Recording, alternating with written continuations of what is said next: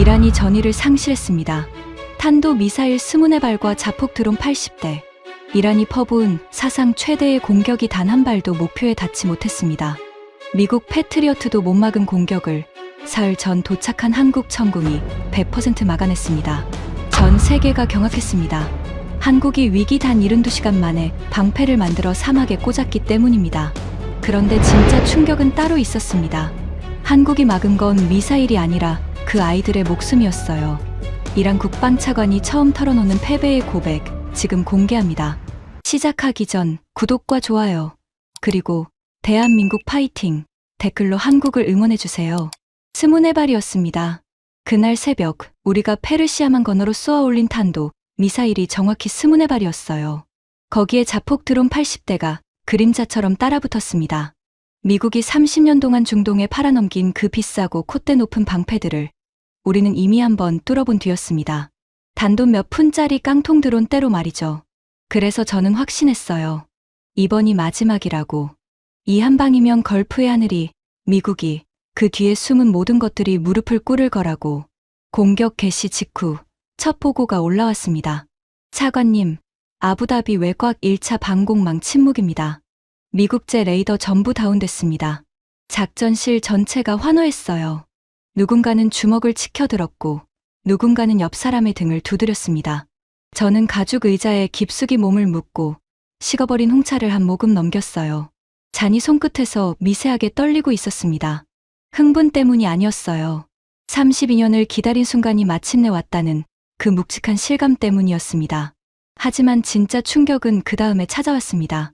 그 24발이, 그 80대가 단 한 발도 목표에 닿지 못했다는 보고가 올라왔을 때, 그리고 그것들을 전부 하늘에서 지워버린 물건이 불과 사흘 전까지만 해도 그 하늘에 존재하지도 않았던 무기였다는 사실을 알았을 때 말입니다. 이 영상이 끝까지 가기 전에 구독과 좋아요 한 번씩 눌러주십시오. 한 강대국의 자존심이 어떻게 무너졌는지 그 안에서 직접 본 사람의 이야기니까요. 저는 자바드 에스판디아리, 이란 국방군수부 차관입니다. 이 나라의 미사일에 32년을 바친 사람이에요. 청년 장교 시절부터 저는 지하에서 살았습니다. 산을 뚫어 만든 경납고였어요. 콘크리트 냄새와 연료 냄새가 제 살에 배어있을 정도였습니다. 손톱 밑에는 늘 기름때가 끼어 있었어요. 아내는 제 손에서 쇠 냄새가 난다고 했습니다. 저는 그 냄새가 자랑스러웠어요. 우리에겐 항공모함이 없었습니다. 최신의 전투기를 수백 대씩 사들일 돈도 없었어요. 적들은 우리를 비웃었습니다. 가난한 나라, 낡은 비행기 몇 대로 버티는 나라라고요.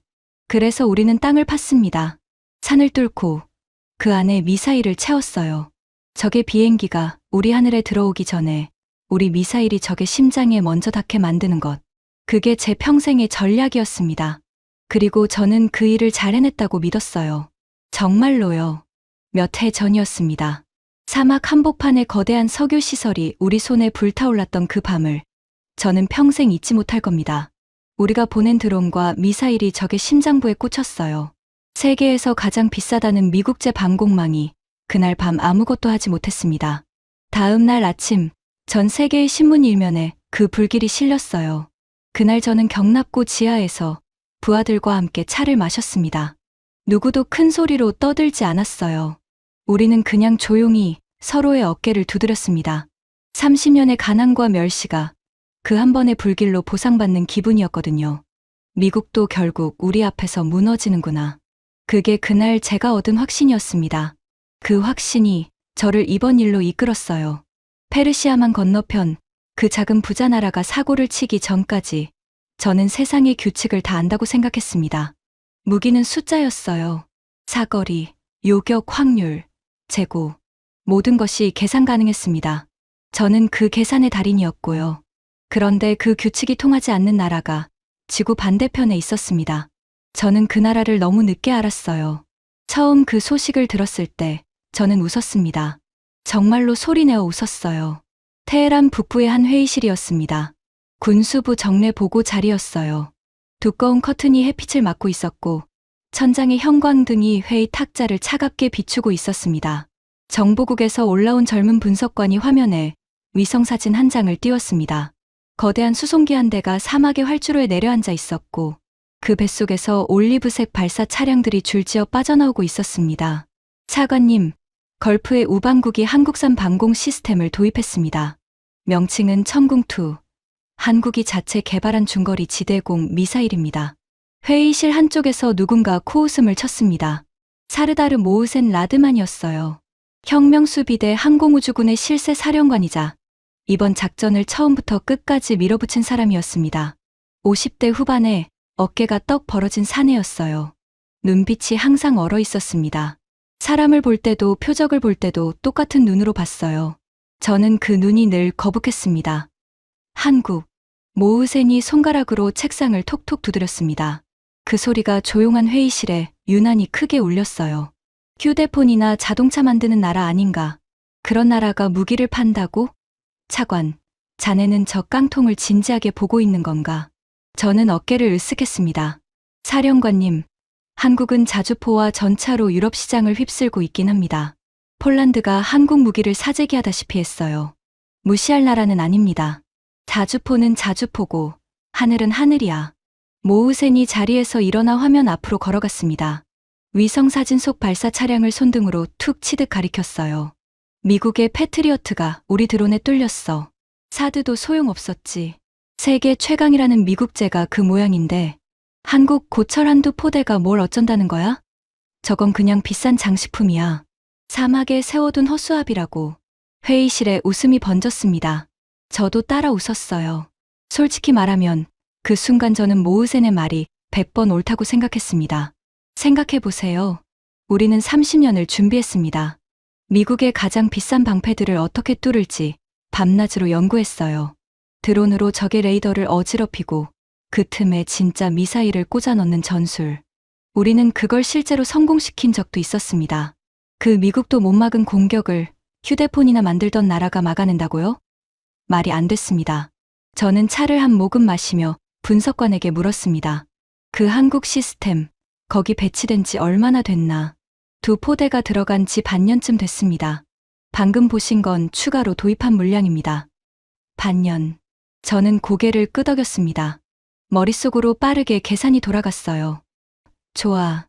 그 2포대가 커버할 수 있는 범위는 한정적이야. 요격 미사일 재고도 유한하고 우리가 물량으로 밀어붙이면 반드시 구멍이 생겨. 드론으로 미끼를 던지고 미사일 재고를 소진시킨 뒤 진짜 탄도탄을 꽂는다. 미국 시스템도 결국 그 방식으로 무너졌어. 한국 깡통이라고 다를 게 없지. 모으센이 만족스럽다는 듯 저를 보며 입꼬리를 올렸습니다. 역시 차관은 말이 통해. 그는 다시 자리에 앉으며 분석관을 향해 손을 내저었어요. 그 위성사진, 다음 보고 때는 빼. 휴대폰 회사 광고를 여기서 볼 이유는 없으니까. 회의실에 다시 웃음이 터졌습니다. 분석관은 얼굴이 살짝 붉어진 채 화면을 껐어요. 그날 회의는 화기애애하게 끝났습니다. 우리는 한국이라는 변수를 사막의 허수아비 정도로 치워버렸어요. 그게 우리의 첫 번째 실수였습니다. 하지만 그때는 그게 실수인지조차 몰랐죠. 우리는 우리가 세상에서 가장 똑똑한 사람들이라고 믿었으니까요. 회의가 끝나고 저는 작전 설계실로 내려갔습니다. 거기 하산이 있었어요. 하산 모타하리. 29살의 미사일 유도 엔지니어였습니다. 제가 직접 뽑은 아이였어요. 10년 전 대학 강연에서 처음 만났을 때 이 아이는 강의실 맨 앞줄에서 제 모든 말을 받아 적고 있었습니다. 눈이 반짝였어요. 미사일의 궤적을 이야기할 때 그 아이의 눈은 마치 밤하늘의 별을 보는 아이 같았습니다. 강연이 끝나고 그 아이가 제게 다가와 질문을 쏟아냈을 때 저는 직감했어요. 이 아이는 물건이라고. 저는 아들이 없었습니다. 테헤란의 작은 집에 어린 딸 라일라가 하나 있을 뿐이었어요. 그래서였을까요? 저는 하산을 친자식처럼 키웠습니다. 밤을 새우며 함께 계산식을 풀었고 그 아이가 처음으로 유도 알고리즘을 완성했을 때는 제 일처럼 기뻐했어요. 부하들은 농담처럼 하산을 차관님의 양아들이라고 불렀습니다. 저는 그 말이 싫지 않았어요. 그날 하산은 거대한 디지털 지도 앞에 서 있었습니다. 아부다비의 도심이 화면 가득 떠 있었어요. 붉은 점들이 표적을 표시하고 있었습니다. 공군 기지, 항만, 정유시설, 통제센터. 저는 그 옆에 서서 표적 목록을 훑었습니다. 그러다 한 곳에서 시선이 멈췄어요. 도심 남동쪽, 다른 표적들과 조금 떨어진 곳에 붉은 점 하나가 찍혀 있었습니다. 저는 그 좌표를 손가락으로 짚었습니다. 하산, 이건 뭐지? 군사 시설로 안 보이는데. 하산이 잠시 망설였습니다. 입술을 한번 깨물더니 낮은 목소리로 말했어요. 차관님, 그건 종합병원입니다. 저는 화면에서 눈을 떼지 못했습니다. 병원. 네. 사령부 표적 목록에 포함돼 있습니다. 통제센터와 인접해 있어서 정밀도가 조금만 어긋나도 영향권에 듭니다. 하산이 말끝을 흐렸습니다. 손에 든 태블릿을 만지작거리며 화면을 제게 돌려 보여줬어요. 그 병원, 소아중환자 병동이 있습니다. 이 도시에서 제일 큰 어린이 병원이에요. 입원 중인 아이들이 200명이 넘습니다. 작전 설계실 안이 조용해졌습니다. 환풍기 돌아가는 소리만 윙윙 울렸어요. 저는 화면 속 그 작은 붉은 점을 한참 바라봤습니다. 거기 산소호흡기에 매달린 아이들이 있다는 거였습니다. 라일라 또래의 아이들이. 심장 한쪽이 묵직하게 가라앉았습니다. 저도 모르게 숨을 한번 깊게 들이쉬었어요. 입안이 바짝 말랐습니다. 이걸 모으센 사령관은 알고 있나? 보고 드렸습니다. 그래서 뭐라고 하셨지? 하산이 저를 똑바로 봤습니다. 그 별 같던 눈에 처음으로 그늘이 져 있었어요. 부수적 피해는 전쟁의 일부라고 하셨습니다. 그리고 영향권에서 빼달라는 제 요청을 그 자리에서 반려하셨습니다. 저는 아무 말도 하지 못했습니다.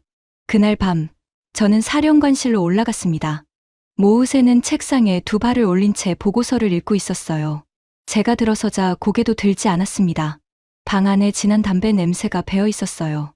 사령관님, 남동쪽 병원 좌표 말입니다. 그건 영향권에서 반드시 제외해야 합니다. 차관. 모우센이 그제야 보고서를 내려놨습니다. 그 얼어붙은 눈으로 저를 올려다봤어요. 그가 천천히 책상에서 발을 내렸습니다. 자네는 정책을 만드는 사람이지 방아쇠를 당기는 사람이 아니야.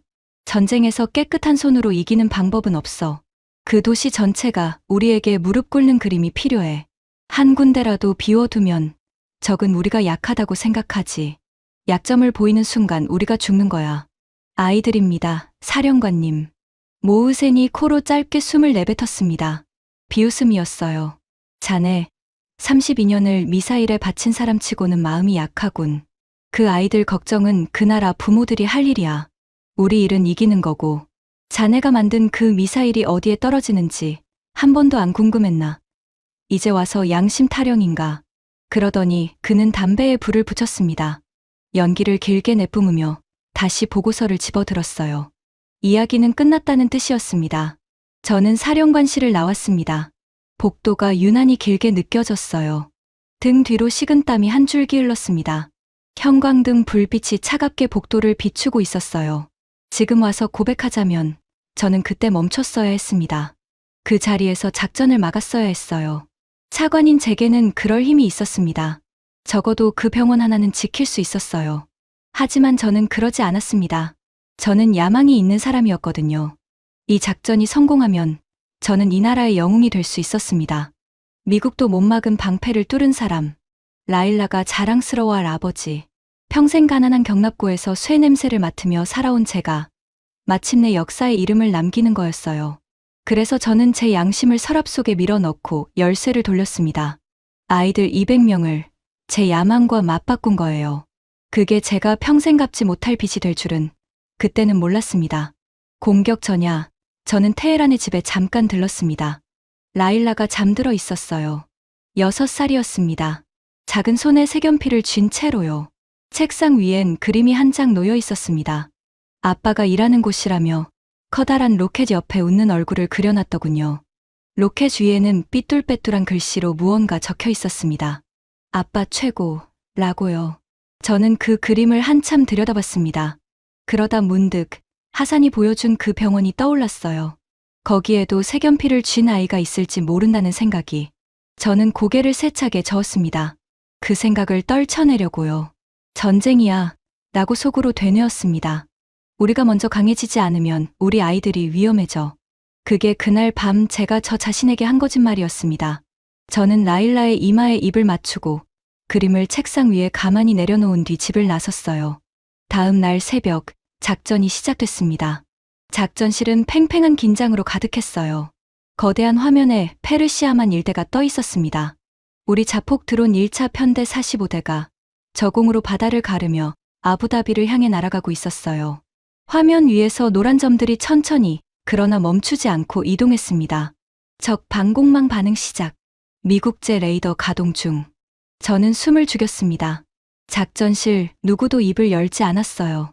공기가 무거웠습니다. 에어컨 바람에도 등이 축축했어요. 저는 두 손을 등 뒤로 모은 채 화면 속 노란 점들을 노려보고 있었습니다. 손바닥에 땀이 배었어요. 그리고 그 순간이 왔습니다. 노란 점들이 적의 방공망 구역으로 진입했어요. 우리의 전자전 드론이 먼저 적의 레이더 주파수를 교란했습니다. 화면 한쪽에서 적의 레이더 신호가 깜빡이더니 이내 흐트러졌어요. 마치 눈을 가린 것처럼요. 그리고 우리 드론대가 그 틈을 비집고 쏟아져 들어갔습니다. 적 1차 방공망 무력화, 미국제 시스템 다운, 드론 편대 도심 진입 중. 작전실이 폭발했습니다. 환호성이 터졌어요. 한 장교는 두 팔을 번쩍 들었고 누군가는 옆 사람과 얼싸안았습니다. 박수 소리가 벽을 때렸어요. 모으센 사령관이 팔짱을 낀 채 만족스러운 미소를 지었습니다. 봤지? 미국 고철도 우리 앞에선 종이장이야. 30년 묵은 신화가 또 무너졌어. 저도 주먹을 꽉 쥐었습니다. 심장이 빠르게 뛰었어요. 30년의 노력이 마침내 또 한 번 결실을 맺는 순간이었습니다. 미국이 세운 그 비싼 방패가 우리 앞에서 다시 무너졌어요. 그 우방국이 그렇게 자랑하던 첨단 방공망이 깡통 드론대 앞에서 1시간을 못 버텼습니다. 그날 밤 아부다비 외곽의 미국제 방공망은 완전히 침묵했습니다. 전 세계가 다시 한번 충격에 빠졌죠. 군사 전문지들이 속보를 쏟아냈습니다. 걸프의 하늘이 또 뚫렸다. 미국제 방패의 신화가 무너졌다. 우리는 그 헤드라인을 보며 작전실에서 차를 나눠 마셨습니다. 그 환호의 한가운데서 단 한 사람만이 웃지 않았습니다. 하산이었어요. 그 아이는 작전실 구석에서 화면에 뜬 그 우방국의 도시 야경을 가만히 바라보고 있었습니다. 불빛이 점점이 박힌 거대한 도시였어요. 거기 어딘가에 그 어린이 병원이 있다는 걸 그 아이는 단 한순간도 잊지 않고 있었던 겁니다. 저는 잠깐 그 아이와 눈이 마주쳤습니다. 그리고 황급히 시선을 돌렸어요. 그 눈을 마주 볼 자신이 없었거든요. 저는 그날 밤 제가 이겼다고 생각했어요. 정말로요. 본대 공격은 형식적인 마무리일 뿐이라고 여겼습니다. 1차 공격으로 적의 눈은 이미 멀었으니까요. 이틀 뒤 본대가 가면 저 도시는 우리 발밑에 무릎을 꿇을 거라고요.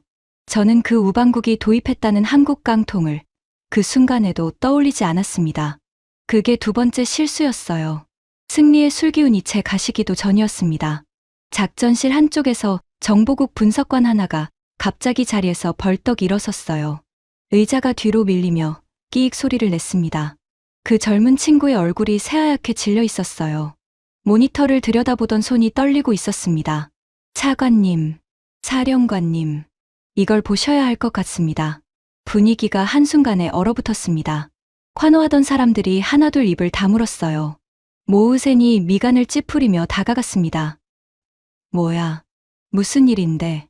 분석관이 중앙화면에 위성 사진을 띄웠습니다. 거대한 수송기 한 대였어요. 며칠 전 회의실에서 봤던 바로 그 종류의 한국 국기를 단 수송기. 갈라지고 그을린 활주로 위에 내려앉아 있었습니다. 우리 드론이 헤집어 놓은 바로 그 폐허가 된 기지였어요. 화물칸 문이 열려 있었고 그 안에서 올리브색 발사 차량들이 빠져나오고 있었습니다. 그 옆에는 다기능 레이더로 보이는 거대한 장비가 펼쳐지고 있었어요. 이게 언제 찍힌 거지?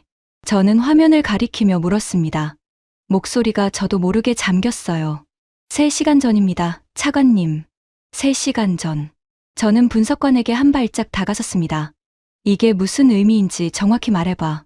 분석관이 침을 꿀꺽 삼켰습니다. 한국이 추가 천궁포대를 배치했습니다.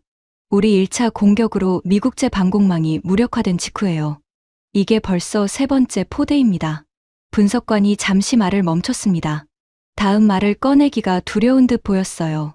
이 추가 물량이 한국 본토에서 출발한 시점을 역산해봤습니다.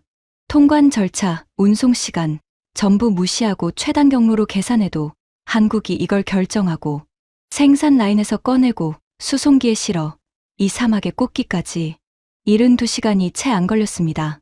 작전실이 쥐 죽은 듯 조용해졌습니다. 저는 그 숫자를 머릿속에서 몇 번이나 굴려봤어요. 72시간. 사흘. 저는 천천히 고개를 저었습니다. 그건 불가능해.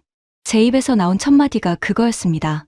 지대공 미사일 포대 하나를 실전 배치 수준으로 추가 전개하는 데는 아무리 빨라도 몇 달이 걸려.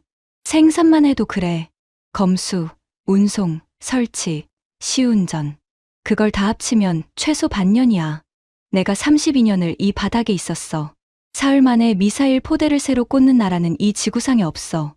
미국도 못해. 러시아도 못해. 우리도 못하고. 하지만 위성사진에는 분명히 찍혀 있습니다. 사진이 잘못된 거야.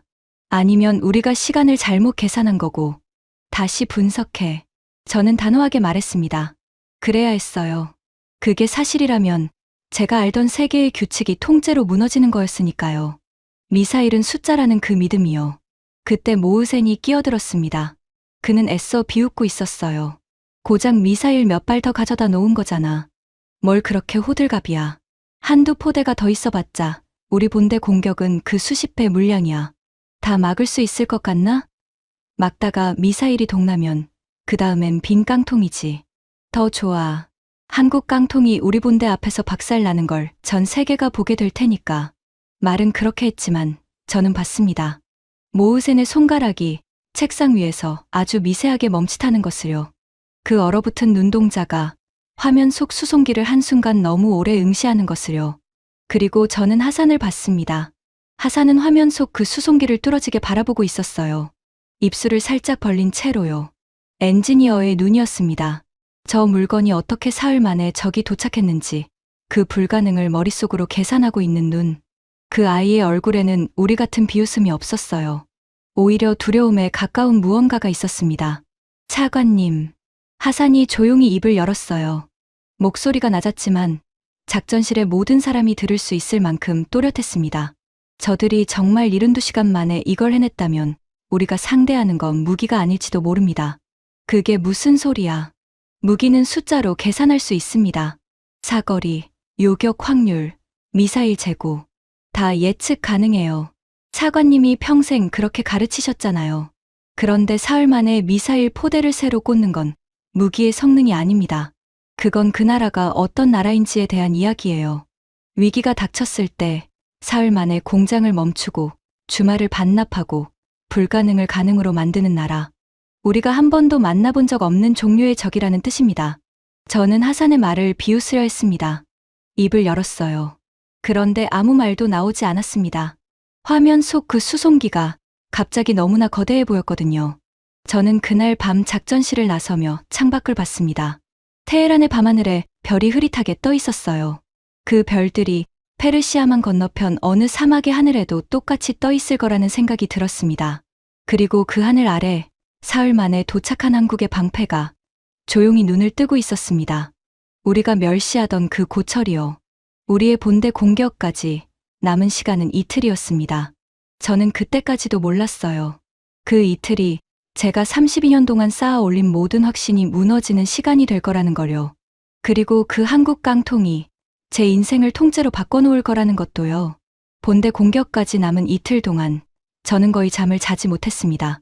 저는 군수부 지하 분석실에 박혀 있었어요. 그 72시간이라는 숫자가 제 머릿속에서 떠나지 않았거든요. 저는 그게 거짓이기를 바랐습니다. 우리 정보가 틀렸기를, 위성사진이 조작이기를요. 그래서 분석관들을 들들 볶았어요. 같은 자료를 몇 번이고 다시 검증하게 했습니다. 결과는 매번 똑같았어요. 한국은 정말로 사흘 만에 미사일 포대 하나를 새로 꽂았습니다. 저는 그 천궁이라는 무기를 처음부터 다시 들여다봤습니다. 그동안 거들떠보지도 않았던 자료들을요. 사거리, 요격 고도, 레이더 성능. 화면을 넘길수록 입안이 말랐습니다. 제가 사막의 허수아비라고 비웃었던 그 물건은 허수아비가 아니었어요. 탄도 미사일을 직접 때려잡는 정교한 요격 체계였습니다.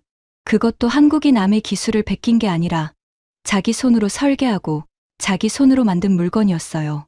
새벽에 분석관 하나가 커피를 들고 제 옆에 앉았습니다. 눈이 충혈된 젊은 친구였어요. 차관님, 솔직히 말씀드려도 됩니까? 말해봐. 이 천궁이라는 게 우리가 생각한 것보다 까다롭습니다. 단순한 미사일이 아니에요. 레이더가 표적을 추적하고 위협 순위를 매기고 동시에 여러 발을 요격합니다. 게다가 한국은 이걸 다른 방어 무기들과 묶어서 운용해요.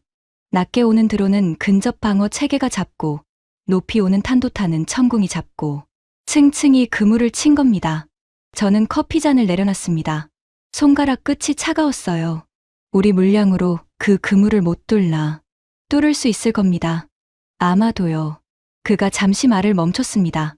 그런데 마음에 걸리는 게 있습니다. 그런데 뭐야? 솔직히 모르겠습니다. 변수가 너무 많아요. 그리고 더 마음에 걸리는 건 그 시스템 자체가 아닙니다. 사흘 만에 그걸 거기 꽂은 그 나라의 능력이에요. 우리가 한 발을 쏘면 저들은 사흘 만에 방패 하나를 더 만들어 가져다 놓을 수 있다는 뜻이잖습니까? 이건 무기 싸움이 아니라 나라 대 나라의 체력 싸움입니다. 저는 아무 말도 하지 못했습니다. 그날 오후 저는 그 보고를 들고 모으센 사령관에게 올라갔습니다. 분석실에서 정리한 자료를 책상 위에 펼쳐놨어요. 천궁의 요격 능력, 다층 방어 구조, 한국의 추가 배치 속도까지요. 사령관님, 이건 단순한 깡통이 아닙니다. 본대 공격 계획을 한 번 더 검토해야 합니다. 적어도 드론 물량을 더 늘려서 저 레이더를 확실하게 포화시켜야 합니다. 모으센이 손바닥으로 책상을 탁 내리쳤습니다. 자료들이 흩어졌어요. 차관, 자네 겁먹었군. 겁이 아니라 신중함입니다. 신중. 우리는 미국 패트리어트를 뚫었어. 사드도 소용없었지. 그런데 자네는 지금 한국 깡통 한 포대 때문에 작전 전체를 흔들자는 건가? 위에서 뭐라고 할 것 같나? 이란의 미사일 부대가 휴대폰 만드는 나라 무기가 무서워서 공격을 미뤘다고? 그가 자리에서 일어나 창가로 걸어갔습니다. 두꺼운 커튼 사이로 들어온 빛이 그의 얼굴 절반을 비췄어요. 나머지 절반은 그늘 속에 있었습니다. 본대는 예정대로 간다. 24발의 탄도탄과 80대의 드론. 그 정도 물량이면 한국 깡통이 몇 발 요격해봤자 재고가 바닥나. 그 다음엔 빈 깡통이지. 우리가 이긴 그림이 전 세계에 송출될 거야. 그게 우리가 원하는 거잖아. 저는 반박하려 했습니다. 그런데 그의 얼어붙은 눈을 보는 순간 입이 떨어지지 않았어요. 저는 차관이었습니다. 정책을 만드는 사람이었어요. 하지만 방아쇠 앞에서 저는 무력했습니다. 이 작전은 이미 제 손을 떠나 있었던 겁니다. 다음 날 정보국에서 새로운 영상이 들어왔습니다. 우리 정찰 드론이 아부다비 상공에서 찍은 것이었어요. 본대 공격 전 적의 동향을 살피기 위해 띄운 거였습니다. 화면에 그 폐허가 된 기지가 떠올랐습니다. 우리 1차 드론 공격으로 박살난 미국제 방공망의 잔해였어요. 부서진 레이더 안테나, 그을림 활주로. 우리가 만든 결과였습니다. 그런데 그 폐허 속에서 두 개의 서로 다른 움직임이 보였어요. 하나는 공항 쪽이었습니다. 카메라를 확대했어요. 한 무리의 사람들이 수송기에 오르고 있었습니다. 양복 차림이었어요. 깔끔한 가방을 든 사람들. 분석관이 설명했습니다. 미국 방산 자문단입니다, 차관님. 그 우방국의 방공 시스템을 팔고 운용을 맡았던 자들이에요. 1차 공격으로 자기들 시스템이 무력화되자 전부 철수하고 있습니다. 저는 화면을 바라봤습니다. 양복을 입은 사람들이 줄지어 비행기에 올랐어요. 한 사람은 손목시계를 들여다보며 발걸음을 재촉했습니다. 또 한 사람은 부서진 기지를 한번 돌아보지도 않고 트랩을 올라갔어요. 마치 호텔 체크아웃을 하듯 사무적인 움직임이었습니다. 계약서에 면책 조항이 있다고 합니다. 변칙 공격은 자기들 책임이 아니라는 거죠. 위험 수당 문제로 현지 정부와 분쟁 중이라는 첩보도 있습니다. 저는 코웃음을 쳤습니다. 솔직히 그건 제가 이해할 수 있는 행동이었거든요. 돈을 받고 물건을 팔았는데 그 물건이 뚫렸으니 책임을 피해 도망친다. 비겁하지만 합리적이었어요. 사람은 다 그렇게 자기 이익을 따라 움직이니까요. 저라도 그랬을 겁니다. 그런데 두 번째 움직임이 저를 멈추게 했습니다. 화면을 폐허가 된 기지 쪽으로 돌렸을 때였어요. 거기 여전히 사람들이 남아 있었습니다. 미국인들이 도망친 그 자리예요. 작업복을 입은 한 무리였습니다. 숫자는 많지 않았어요. 손에 공구를 들고 부서진 잔해 사이를 오가고 있었습니다. 저건 누구지? 한국 기술진입니다, 차관님. 저는 몸을 앞으로 기울였습니다. 한국인들이 왜 아직 저기 있어? 우리 2차 공격이 곧 떨어질 텐데 그게 철수하지 않았습니다. 미국 자문단은 다 빠져나갔는데 한국팀은 그대로 남아서 작업 중입니다. 저추가 천궁포대를 진지에 통합하는 작업으로 보입니다. 저는 의자에서 천천히 등을 뗐습니다. 이해가 되지 않았어요. 우리 1차 공격이 그 기지를 어떻게 만들어놨는지 저들도 봤을 겁니다. 우리 본대가 곧 온다는 것도 알았을 거예요. 미국인들조차 도망친 그 죽음의 땅에 왜 한국인들은 남아있는 걸까요? 계약서에 뭐라고 적혀 있길래, 무슨 돈을 얼마나 받았길래? 저는 분석관에게 물었습니다. 저 한국팀 규모가 얼마나 되나? 무장 병력인가? 아닙니다. 무장 인원이 아니에요. 민간 기술자들입니다. 숫자는 한 줌입니다. 차관님. 폐허가 된 기지에 한 줌의 민간인이 남아서 곧 미사일이 떨어질 하늘 아래서 일하고 있습니다. 화면 속에서 작업복을 입은 한 남자가 잠시 허리를 펴고 하늘을 올려다봤어요. 우리 정찰 드론이 떠 있는 그 하늘을요. 그러더니 다시 고개를 숙이고 작업을 계속했습니다. 도망칠 생각이 눈곱만큼도 없는 움직임이었어요. 정보국은 그 남자의 신원을 일부 확인했다고 했습니다. 한국 방산 기업의 현장 책임자. 화면에 그의 얼굴 사진이 떴어요. 투박한 인상의 중년이었습니다. 눈가에 주름이 깊었어요. 평생 현장에서 쇠를 만진 사람의 얼굴이었습니다. 저는 그 사진을 한참 바라봤습니다. 그 얼굴에는 양복을 입고 도망치던 미국인들에게는 없던 무언가가 있었어요. 저는 그게 뭔지 그때는 알 수 없었습니다. 하지만 등골이 서늘했어요. 우리가 상대하는 게 무기가 아니라 사람일지도 모른다는 그 불안이 또다시 목덜미를 스쳤습니다. 차관님, 어차피 본대가 가면 저 한국인들도 끝입니다. 미사일 20발에 드론 80대예요. 저 한 줌이 뭘 어쩌겠습니까? 분석관의 말이 맞아야 했습니다. 저는 그렇게 믿고 싶었어요. 본대 공격을 앞두고 한 사람이 테헤란에 들어와 있었습니다.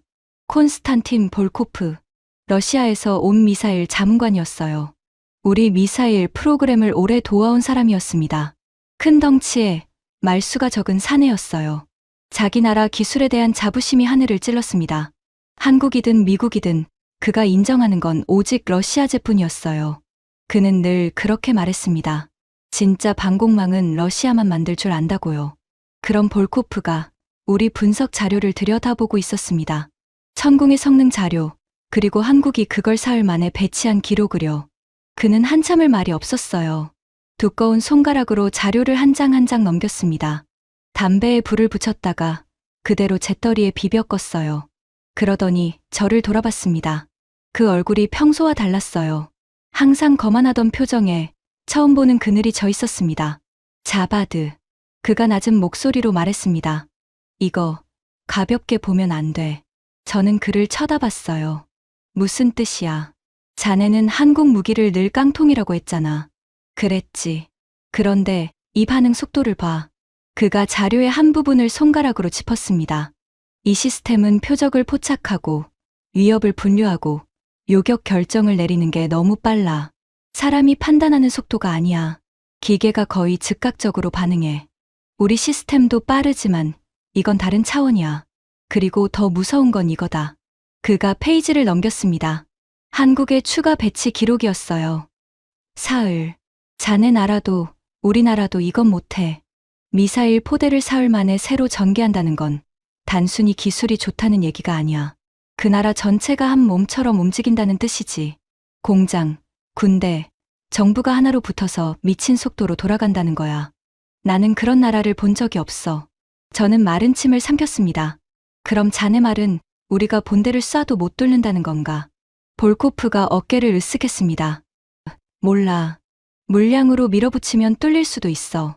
그런데 내가 자네라면 한국이 저기 한 포대를 더 가져다 놓기 전에 쳤어야 했어. 지금은 이미 늦었을 수도 있다. 저들은 우리 1차 공격을 보고 사흘 만에 그물을 한 겹 더 짰어. 우리가 무슨 짓을 하든 저들은 더 빠르게 대응할 거야. 그가 자료를 덮었습니다. 그리고 한마디를 덧붙였어요. 그 말이 오래 제 귓가에 남았습니다. 무기는 무서운 게 아니야. 무기를 사흘 만에 만들어 보내는 나라가 무서운 거지. 그날 밤 마지막 작전 회의가 열렸습니다. 회의실은 무거웠어요.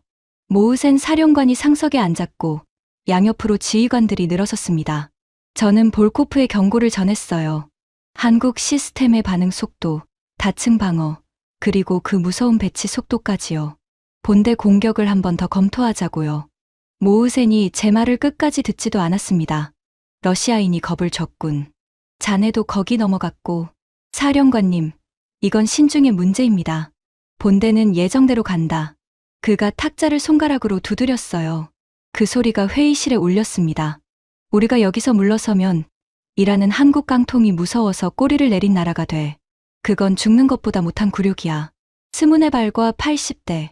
예정대로 발사한다. 이해 없지. 그때였습니다. 회의실 끝에 서 있던 하산이 앞으로 한 걸음 나왔어요. 제 양아들 같은 그 아이가요. 회의에 발언권이 없는 자리였습니다. 모든 시선이 그 아이에게 쏠렸어요. 사령관님. 하산의 목소리가 떨리고 있었습니다. 표적 목록에서 남동쪽 병원 하나만 제외해 주십시오. 소아 중환자 병동입니다. 아이들이 200명이 넘습니다. 군사 시설이 아닙니다. 그것 하나만 빼도 작전 성공에는 지장이 없습니다. 회의실이 조용해졌어요. 모으센이 천천히 하산을 돌아봤습니다. 그 얼어붙은 눈으로요. 자네 이름이 뭐였지? 하산 모타하리입니다. 하산. 자네는 엔지니어야. 좌표를 계산하는 사람이지. 좌표를 고르는 사람이 아니야. 그 병원이 통제센터 옆에 있는 건 그쪽 사정이고 우리가 봐줄 이유가 없어. 한 곳을 비워두면 적은 그 옆에 지휘부를 숨기지. 전쟁은 그렇게 하는 거야. 아이들입니다. 하산이 다시 말했어요. 이번엔 목소리가 갈라졌습니다. 산소호흡기에 매달린 아이들입니다. 그 애들은 미사일이 뭔지도 모릅니다. 모우센이 자리에서 일어섰어요. 그가 하산에게 다가갔습니다. 키가 한 뼘은 더 컸어요. 그가 하산을 내려다봤습니다. 한 번만 더 그 입을 열면 자네를 이 작전에서 빼겠어. 그리고 자네 경력도 함께 끝날 거야. 알아들었나? 하산은 입을 다물었습니다. 주먹을 꽉 쥐고 있었어요.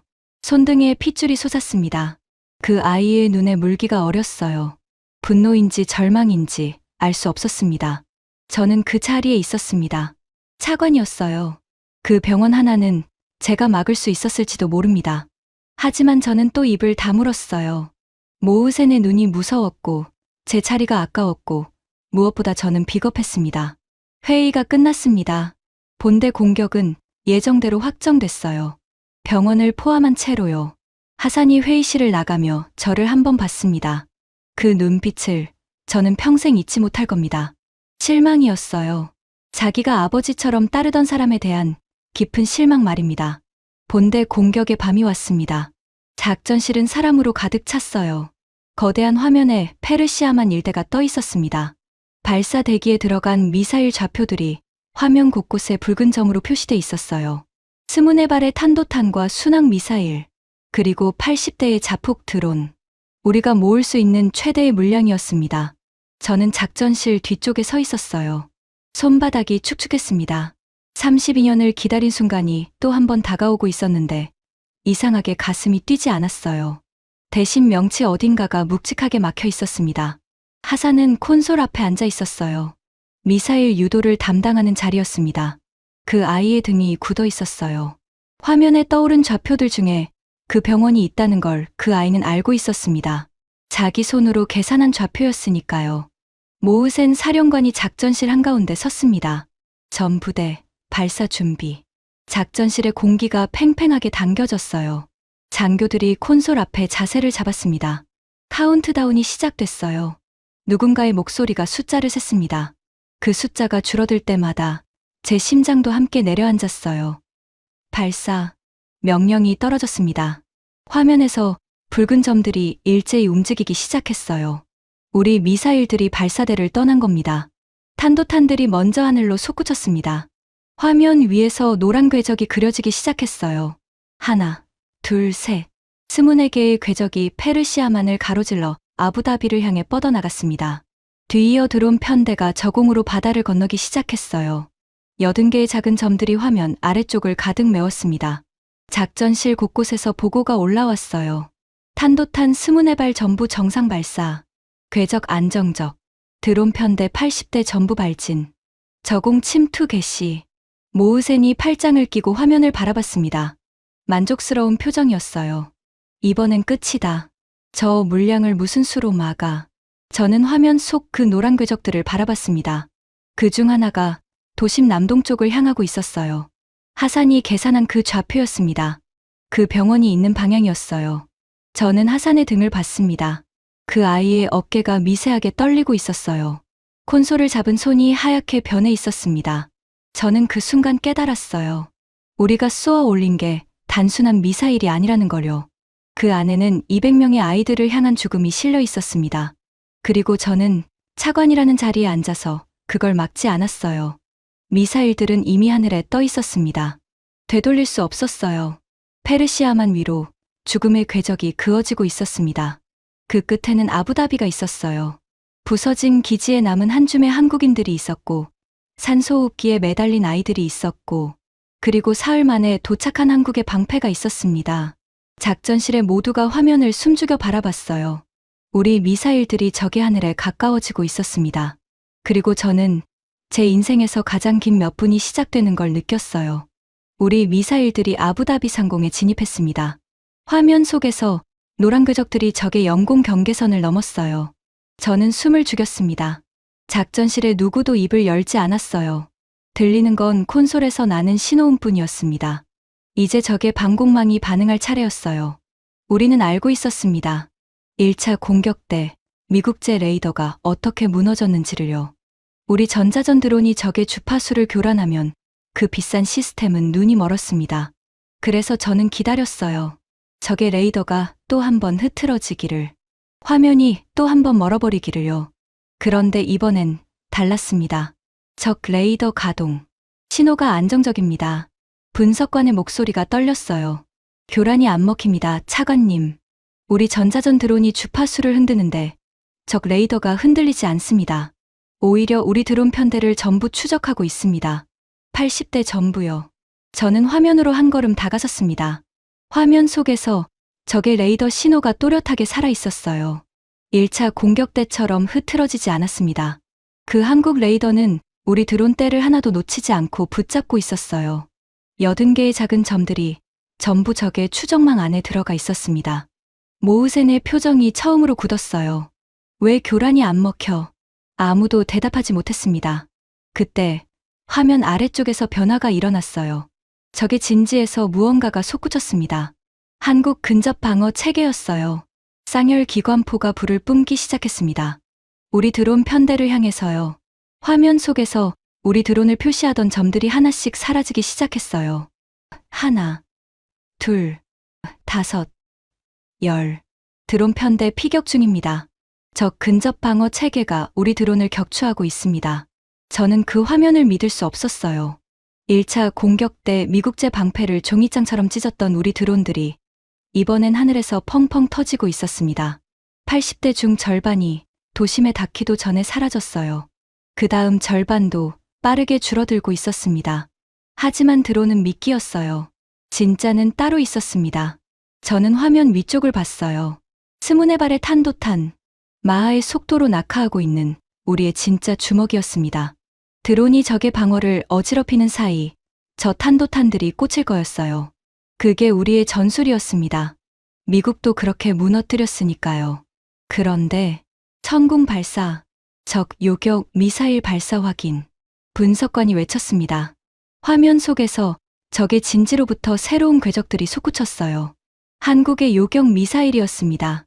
하얀 궤적들이 우리 탄도탄을 향해 곧장 올라갔어요. 저는 숨을 멈췄습니다. 작전실에 모두가 화면을 노려봤어요. 첫 번째 요격이 일어났습니다. 화면 위쪽에서 우리 탄도탄 하나를 표시하던 점이 한국 요격 미사일과 만났어요. 그리고 사라졌습니다. 두 점이 하나로 겹쳐지더니 동시에 화면에서 지워졌어요. 한 번 탄도탄 요격당했습니다. 작전실이 술렁였어요. 두 번째, 세 번째. 화면 위쪽에서 우리 탄도탄들이 하나씩 사라지기 시작했습니다. 한국 요격 미사일이 정확하게 따라붙었어요. 회피 기동을 할 틈도 없었습니다. 우리 미사일이 마하의 속도로 떨어지는데 한국 미사일은 이미 그 자리에 가 있었어요. 마치 어디로 올지 미리 알고 있었던 것처럼요. 4번 요격, 5번 요격, 6번 요격. 분석관의 목소리가 점점 작아졌습니다. 저는 화면에서 눈을 뗄 수 없었어요. 우리가 모을 수 있는 최대의 물량이 그 24발이 하늘에서 하나씩 지워지고 있었습니다. 한 발도 빠짐없이요. 제가 32년을 바쳐 만든 그 미사일들이 사흘 만에 도착한 한국 깡통 앞에서 불꽃이 되어 흩어지고 있었어요. 모으센 사령관의 얼굴에서 핏기가 사라졌습니다. 그는 화면 앞으로 비틀거리며 다가갔어요. 두 손으로 콘솔 모서리를 짚었습니다. 이게 무슨 일이야? 볼코프가 작전실 구석에서 중얼거렸어요. 러시아어였습니다. 통역이 필요 없었어요. 그 목소리에 담긴 건 경악이었으니까요. 자기 나라 기술만 인정하던 그 거만한 사내가 화면을 바라보며 입을 다물지 못하고 있었습니다. 저는 하산을 봤어요. 하산은 콘솔 앞에 앉아 화면을 응시하고 있었습니다. 우리 미사일들이 하나씩 사라지는 그 화면을요. 그런데 그 아이의 얼굴에는 패배의 절망이 없었어요. 오히려 다른 무언가가 떠오르고 있었습니다. 저는 그게 뭔지 나중에 알았어요. 그건 안도였습니다. 화면 위쪽에서 마지막 남은 탄도탄들이 한국 요격 미사일과 만나고 있었어요. 그중 하나는 도심 남동쪽을 향하던 그 미사일이었습니다. 그 병원을 향하던 200명의 아이들을 향하던 그 죽음이요. 저는 그 점을 바라봤습니다. 심장이 미친 듯이 뛰었어요. 그리고 그 미사일이 한국의 방패와 만나는 순간이 다가오고 있었습니다. 화면 속에서 그 미사일이 한국의 방패와 만났습니다. 도심 남동쪽을 향하던 그 탄도탄, 200명의 아이들이 잠든 병원을 향하던 그 죽음이요. 한국 요격 미사일이 그 궤적을 정확히 따라잡았어요. 두 점이 화면 위에서 하나로 겹쳐졌습니다. 그리고 다음 순간 둘 다 사라졌어요. 마지막 탄도탄 요격 확인. 분석관의 목소리가 갈라졌습니다. 작전실이 얼어붙었어요. 누구도 입을 열지 못했습니다. 화면을 봤어요. 페르시아만을 가로지르던 그 수많은 궤적들이 전부 사라져 있었습니다. 노란 점이 하나도 남아있지 않았어요. 24발의 탄도탄도 80대의 드론도 전부요. 피해 집계 보고. 적 영토 피탄 제로입니다. 분석관이 떨리는 손으로 자료를 넘겼습니다. 우리 미사일은 단 한 발도 목표에 닿지 못했습니다. 전부 요격당했습니다. 요격률 100%입니다. 차관님. 저는 그 숫자를 들었어요. 100%. 한 발도 빠짐없이요. 우리가 모을 수 있는 최대의 물량이었습니다. 32년의 준비였어요. 미국 패트리어트를 뚫고 사드를 비웃고 세계가 두려워하던 우리 미사일 부대의 총공격이었습니다. 그 모든 것이 사흘 만에 도착한 한국 깡통 하나에 막혔어요. 한 발도 남김없이 하늘에서 지워졌습니다. 작전실 한가운데서 모으센 사령관이 무너지듯 의자에 주저앉았어요. 그 얼어붙어 있던 얼굴이 처음으로 일그러졌습니다. 입술이 떨리고 있었어요. 그는 화면을 바라보며 아무 말도 하지 못했습니다. 평생 사람을 표적처럼 보던 그 눈에 처음으로 공포가 떠올라 있었어요. 볼코프가 작전실 벽에 등을 기댔습니다. 두 손으로 얼굴을 쓸어내렸어요. 그러더니 천천히 고개를 저었습니다. 자기 나라 기술만 인정하던 그 거만한 러시아인이 작은 목소리로 중얼거렸어요. 이런 건 본 적이 없어. 평생, 한 번도. 그런데 저는 그 순간 다른 것을 보고 있었습니다. 화면 위, 도심 남동쪽이었어요. 그 병원이 있는 자리요. 거기엔 아무것도 떨어지지 않았습니다. 우리가 보낸 죽음이 그 병원에 닿기 직전에 하늘에서 지워졌어요. 한국의 방패가 그 아이들을 살린 겁니다. 200명의 아이들이요. 산소호흡기에 매달린 미사일이 뭔지도 모르는 아이들. 라일라 또래의 아이들. 제가 차관이라는 자리에 앉아서 막지 않았던 그 죽음으로부터요. 제 양심을 서랍에 넣고 열쇠를 돌렸던 바로 그 아이들을요.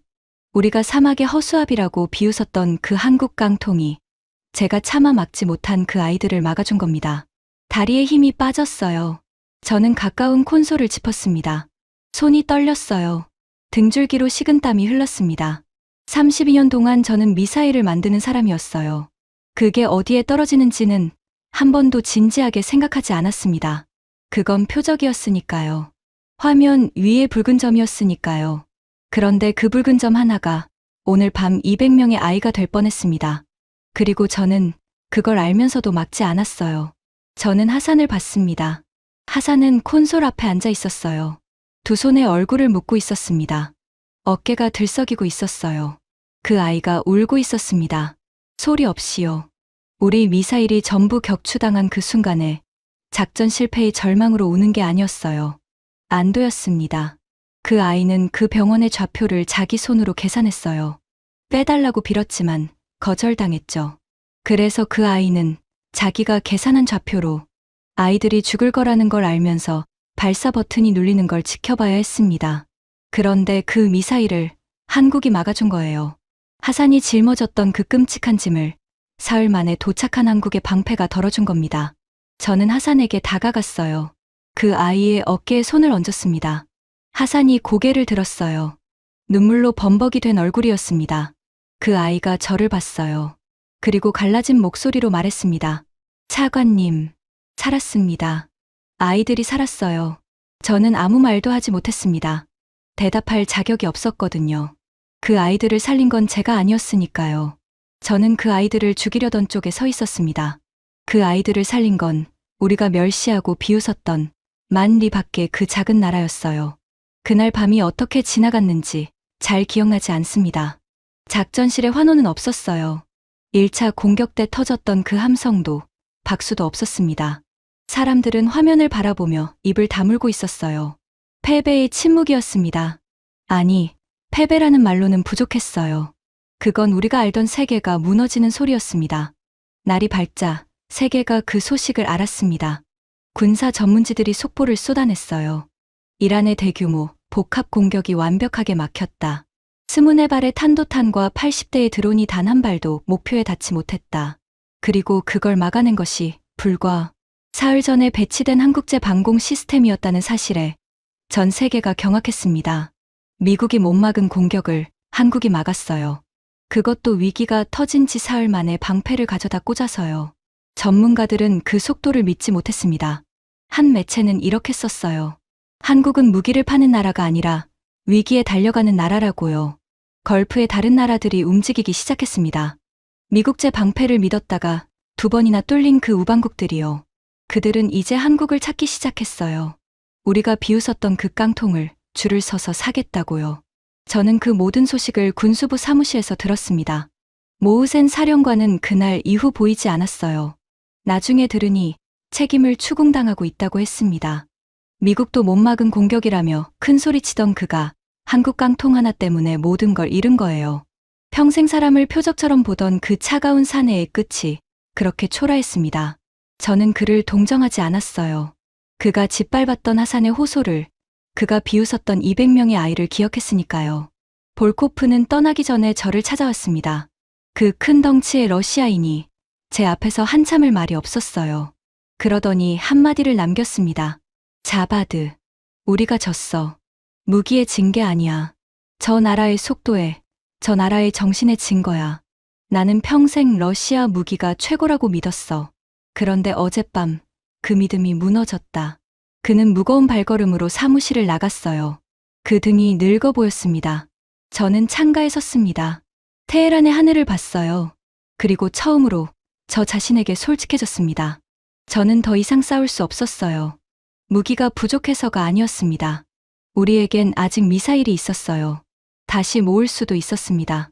그런데 저는 싸울 마음을 잃었어요. 사흘 만에 방패를 만들어 보내는 나라를 우리가 무슨 수로 이기겠습니까? 우리가 한 발을 쏘면 저들은 사흘 만에 그물을 한 겹 더 짤 겁니다. 우리가 물량을 모으는 동안 저들은 더 빠르게 움직일 거예요. 이건 끝이 없는 싸움이었습니다. 그리고 우리는 시작부터 지고 있었어요. 하지만 저를 정말로 무너뜨린 건 그 속도가 아니었습니다. 그 병원이었어요. 우리는 아이들을 죽이려고 미사일을 쐈습니다. 저는 그걸 알면서도 막지 않았어요. 그런데 그 아이들을 살린 건 우리가 멸시하던 그 나라였습니다. 우리는 죽이려고 32년을 준비했고 저들은 지키려고 사흘 만에 달려왔어요. 그 차이 앞에서 저는 더 이상 제가 오른쪽에 서 있다고 말할 수 없었습니다. 며칠 뒤 정보국에서 마지막 보고가 하나 올라왔어요.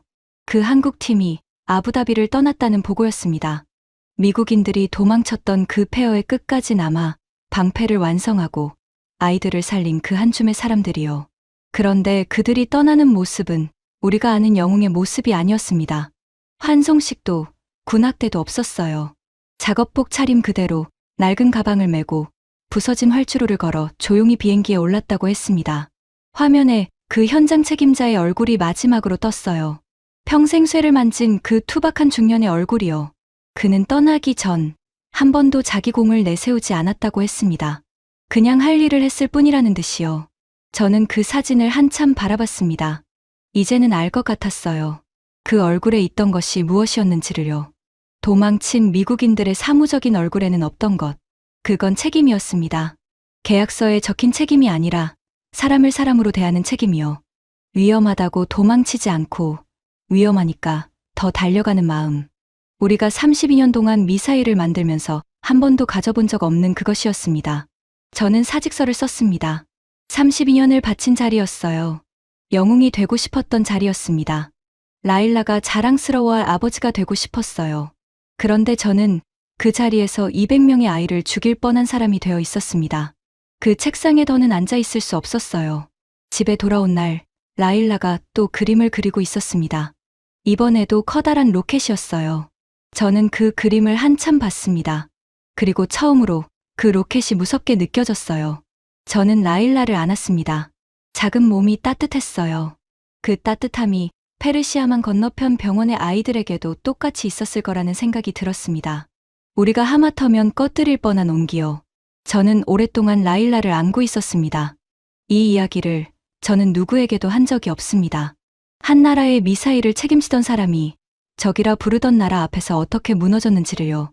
우리가 멸시하던 그 작은 나라가 어떻게 우리의 미사일을 막고 우리가 죽이려던 아이들을 살렸는지를요.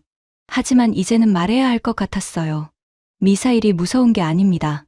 그걸 사흘 만에 만들어 사람을 지키려고 달려가는 나라가 무서운 겁니다. 그리고 저는 그 나라에 졌습니다. 무기로 진 게 아니라 마음으로요.